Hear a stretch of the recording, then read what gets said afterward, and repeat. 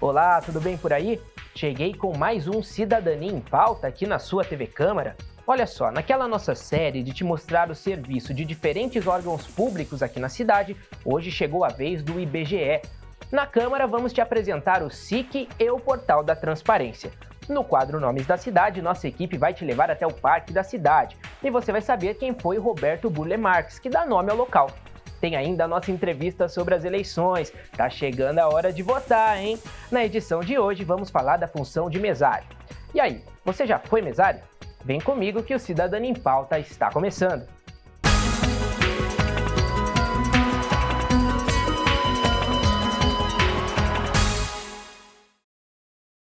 A gente começa o programa de hoje falando sobre transparência.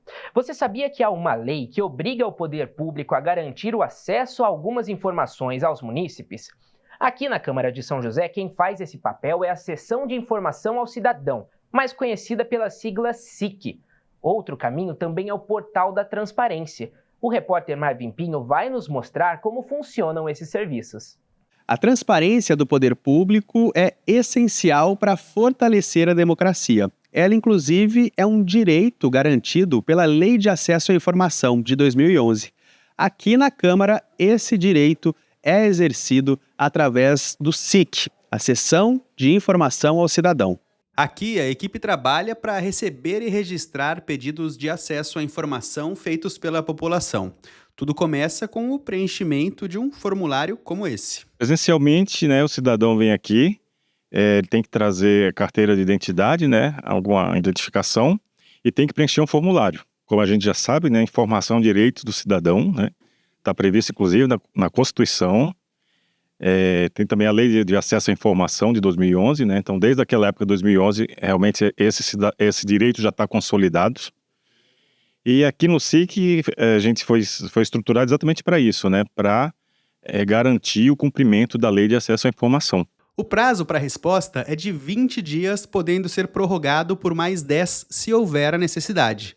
Quando a informação pedida já está publicada, como no caso de uma lei, por exemplo, a resposta geralmente é mais rápida. As informações que a gente recebe aqui são coisas que já são públicas, Então fica fácil, a gente responde no mesmo dia ou no máximo no dia seguinte.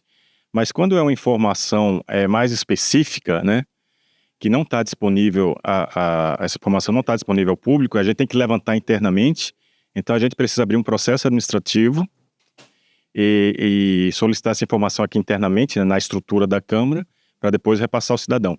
É nesse caso que a gente pede os 20 dias, porque é um processo mais demorado, tem que abrir... É burocrático, porque tem que acionar o pessoal aqui internamente.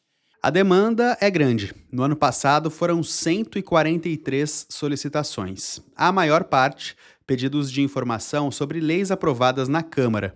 Legislação diversa, direitos dos portadores de deficiência, direitos dos pets, legislação. Mais da metade dos casos é sobre isso. Mas também tem o pessoal aqui que pergunta sobre os serviços da Câmara, lá do CAC. Tem muita gente que pergunta como tirar carteira de trabalho, tirar foto, currículo, essas coisas.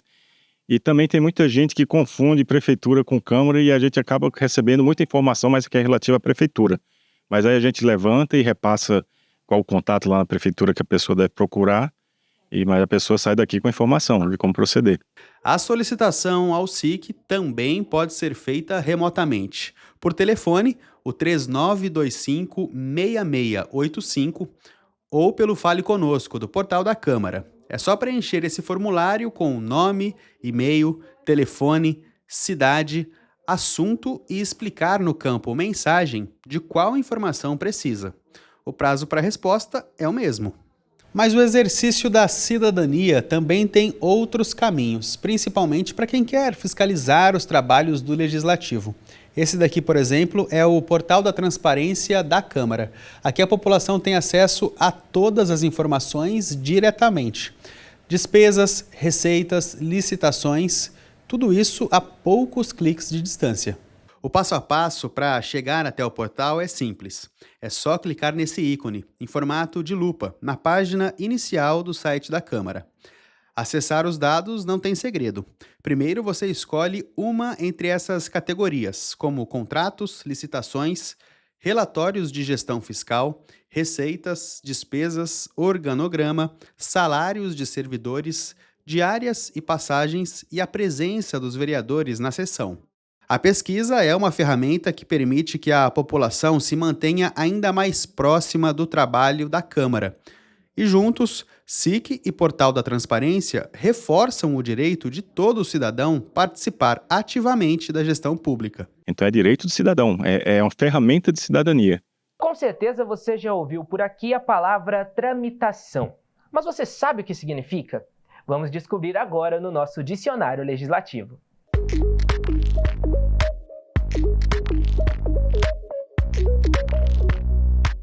Tramitação é uma expressão muito utilizada aqui na Câmara. Mas será que você sabe o que quer dizer? Olha só, quando o projeto de lei é apresentado, ele passa a tramitar na Casa, ou seja, é analisado pelas comissões temáticas que vão dar pareceres sobre o teor da proposta.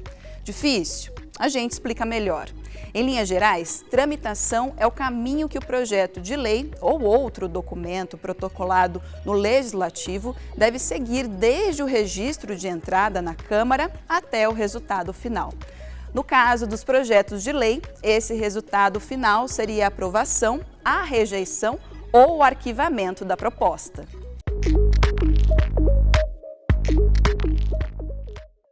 O Instituto Brasileiro de Geografia e Estatística, o IBGE, é o principal provedor de dados e informações do país. Esse órgão produz, analisa, pesquisa e divulga números e estatísticas demográficas, sociais e econômicas. Hoje, o Cidadania em Pauta vai te mostrar como é o trabalho na sede do IBGE, daqui de São José dos Campos. IBGE. Com certeza, em algum momento você já ouviu essa sigla ou até mesmo respondeu a uma pesquisa desse órgão. Mas você já se perguntou como ele funciona? O Instituto Brasileiro de Geografia e Estatística é uma instituição pública que coleta dados de diversos segmentos da sociedade civil. O foco principal é mapear as cidades e os estados do país. O IBGE é o principal produtor de informação estatística do país. Vem há 88 anos fornecendo um retrato da realidade brasileira, tanto sociodemográfico quanto econômico, realiza diversos levantamentos que permitem que tomadas de decisões sejam tomadas com mais segurança, que os recursos públicos sejam alocados de forma otimizada, permitindo que a legislação seja atualizada de forma que atenda melhor a população. Instituições privadas também podem utilizar esses dados, a academia para realizar outros estudos, enfim, uma infinidade de utilidades que vão fornecer esse retrato para a sociedade brasileira e permitir que a gente consiga se desenvolver com mais segurança para o futuro. O IBGE é considerado um dos mais importantes institutos de pesquisa do Brasil. A sede fica no Rio de Janeiro. A unidade de São José dos Campos é responsável por 5 municípios: Jambeiro, Monteiro Lobato, Paraibuna, Caçapava e São José. No Vale do Paraíba, são 6 agências que trabalham para traçar um diagnóstico da região. O IBGE tem uma equipe contratada em cada agência para que desenvolva esse tipo de trabalho. E aí, ao longo do ano, a gente vai desenvolvendo diferentes atividades. Então, uma atividade se encerra, outra começa e as equipes vão migrando de uma atividade para outra para que a gente consiga desenvolver todo o trabalho.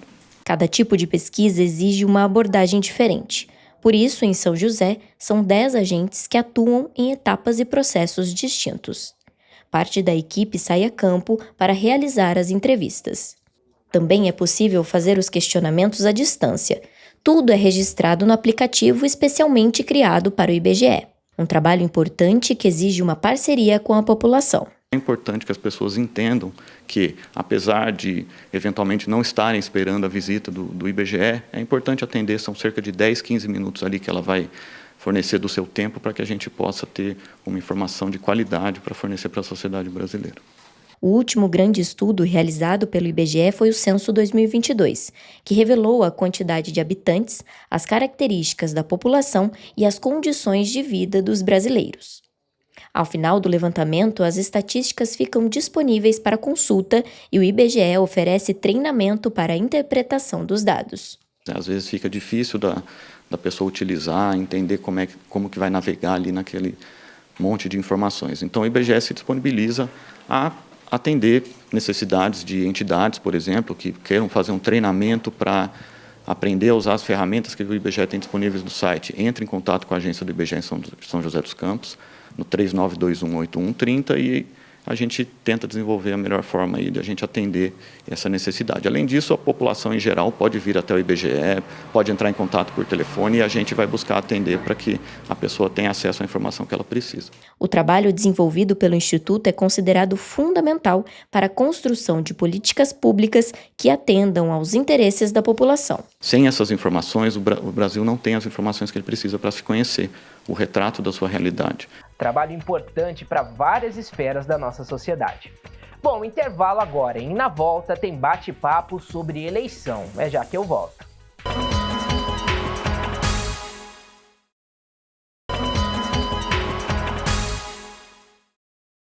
Eu quero saber de você. Já foi mesário em alguma eleição? Se ainda não foi, tem vontade de ser?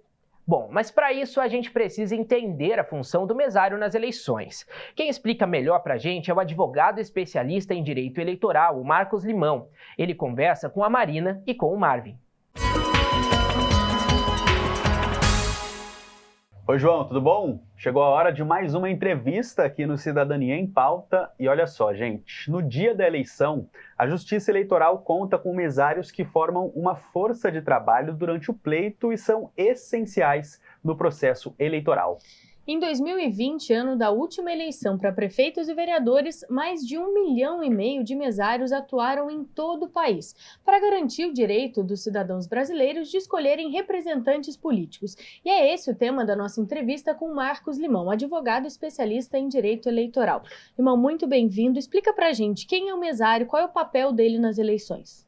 Olha, os mesários são fundamentais para o processo eleitoral, né? São pessoas físicas, pessoas naturais, que representam a justiça eleitoral no dia da votação e exercem uma função muito importante naquilo que é chamado de mesa receptora.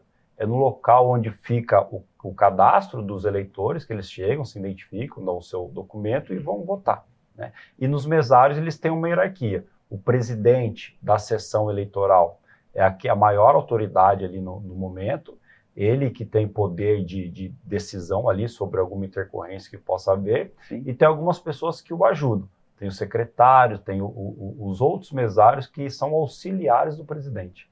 E como a gente já se acostumou, né, Limão? Aqui no Cidadania em Pauta sempre tem a participação da população, as dúvidas da população, e a gente confere uma delas agora. Vamos dar uma olhada? Meu nome é Flávio, eu moro no centro da cidade. Gostaria de saber como funciona para ser mesário das eleições. Olha, geralmente as pessoas são escolhidas, tá, para serem mesários. Por isso que é importante sempre manter o nosso cadastro eleitoral atualizado, porque nós somos notificados pelo correio, né? É que a pessoa toma ciência que ela é mesária. Se houver algum impeditivo, ela tem um prazo de 5 dias para avisar, né, se comunicar com o juiz eleitoral, informar do seu impedimento para que ele seja retirado dessa lista e outra pessoa pode ser escolhida em seu lugar. Quais são os impedimentos? Qualquer um? Olha, as pessoas que não podem ser mesários são quem tem um grau de parentesco, de afinidade ou consanguíneo com os candidatos, quem ocupa cargos comissionados, autoridades da área de segurança pública também não podem ser mesários. E, Limão, também pode haver existe alguma forma de participar de forma voluntária desse processo? Todos são voluntários, todos os mesários. Ninguém recebe nada para exercer esse papel, exceto uma ajuda de custo, que é destinado à alimentação para aquele dia.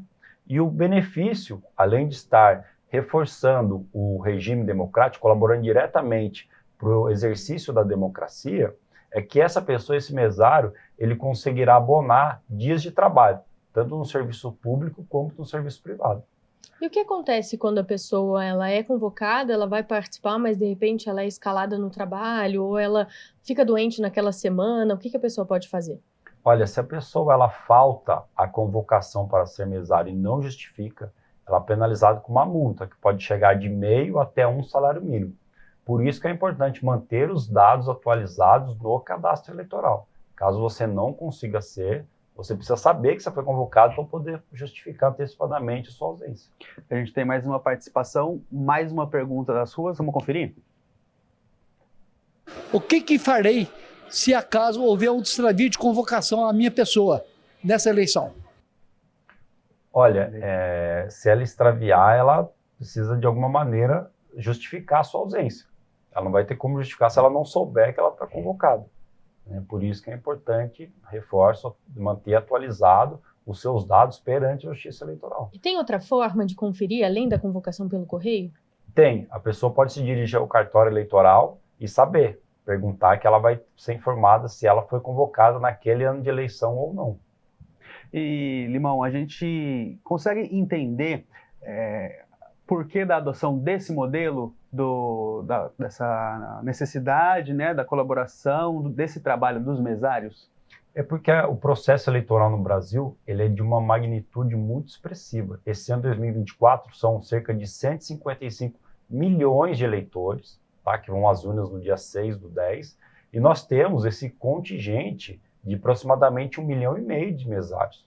Então, são pessoas que são fundamentais para o dia da votação. Sem eles, a votação não acontece, né? Por isso que a cada processo eleitoral, esse exército de cidadãos brasileiros são convocados em prol do regime democrático, em prol do país.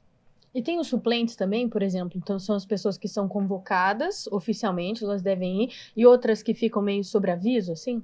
Sim, aí a pessoa justificando a sua ausência ou o impedimento, aí é chamado próximo da lista.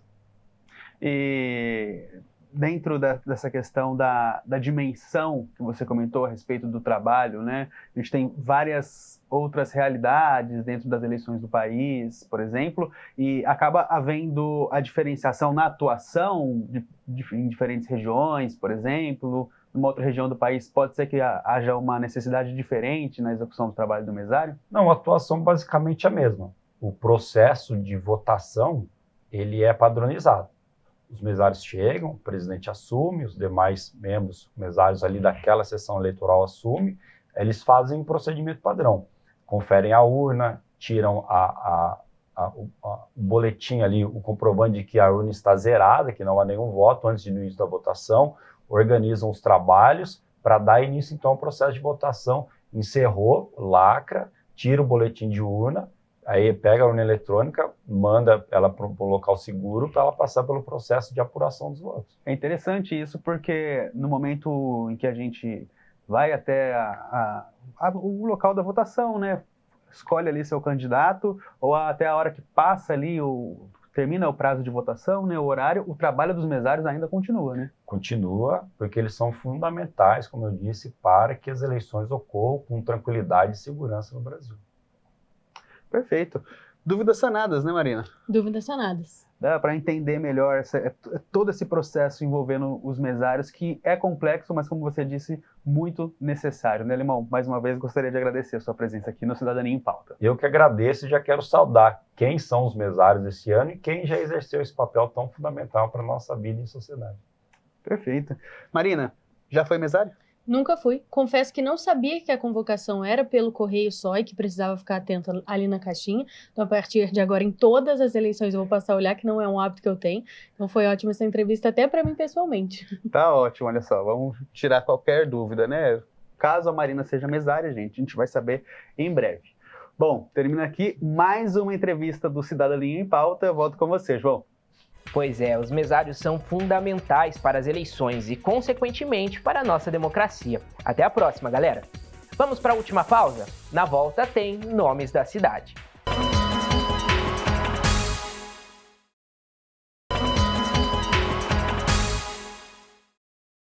Cidadania de volta e com aquele quadro que faz a gente olhar para o passado para explicar o presente, o Nomes da Cidade.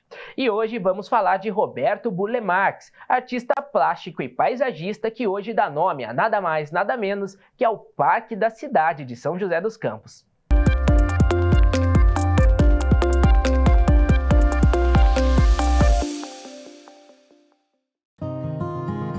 Cada canto do Parque da Cidade conta a história de São José. Ele faz parte da cultura, da educação, da cidadania e do lazer joseenses. Ponto turístico e cartão postal da cidade, o parque recebe o nome de um importante artista do século XX, Roberto Burle Marx. Existem muitas referências para falar sobre ele, né? Ele é um artista plástico, né? No seu currículo também fala que ele é arquiteto, paisagista, então ele tem várias linhas assim de trabalho. Ele começou estudando sobre artes plásticas em uma faculdade no Rio de Janeiro e de lá para cá ele trabalhou com grandes arquitetos. Então, desde o início, ele tinha como amigo, por exemplo, Lúcio Costa, que é um renomado arquiteto brasileiro. Ele participou de projetos com, por exemplo, Le Corbusier, Oscar Niemeyer. Então, são grandes nomes que proporcionaram, vamos falar assim, grandes projetos para ele trabalhar. E, claro, ele trabalhou de uma forma muito impactante. Esses desenhos dele, né, essa origem das artes plásticas antes disso, fez com que ele desenhasse jardins com formas muito diferentes das comuns. Em 1909, nasceu o multitalentoso Roberto Burle Marx. O artista plástico formado na Escola Nacional de Belas Artes do Rio de Janeiro nunca se prendeu às amarras acadêmicas e explorou diferentes vertentes, consolidando-se no paisagismo. Influenciado por movimentos como o modernismo e o concretismo, incorporou formas abstratas, cores vibrantes e texturas nos projetos, criando jardins excepcionais ao redor do mundo.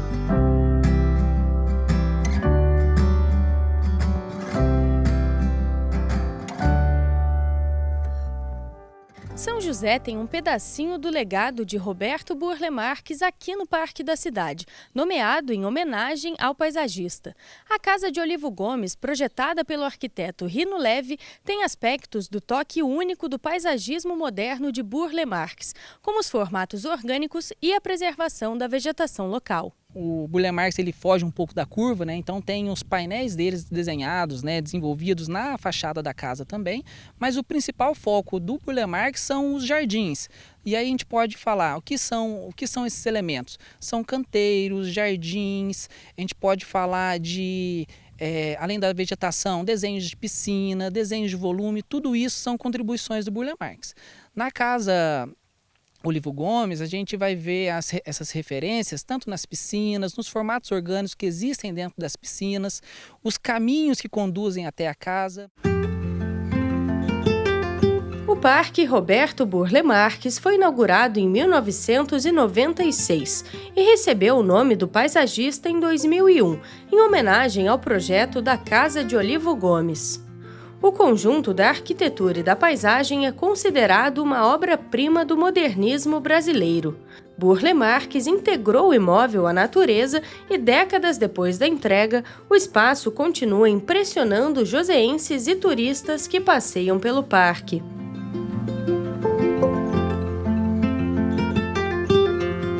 A visita ao Parque da Cidade é uma visita encantadora.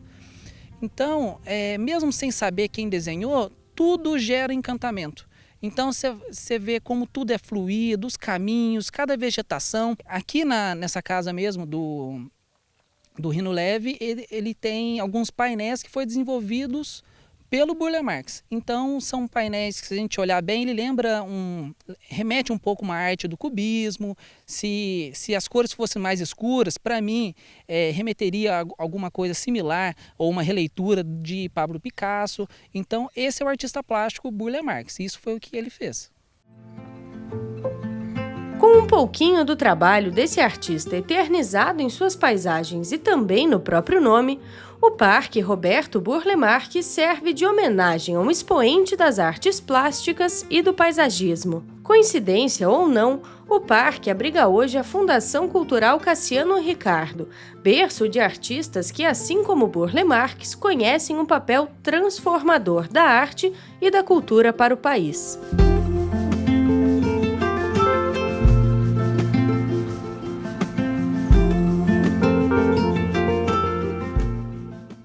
Agora você já sabe quem foi esse grande artista. Homenagem merecida, não é mesmo? Bom, chegou ao fim mais um Cidadania em Pauta. Na semana que vem eu volto para te deixar sempre muito bem informado sobre o legislativo na nossa cidade.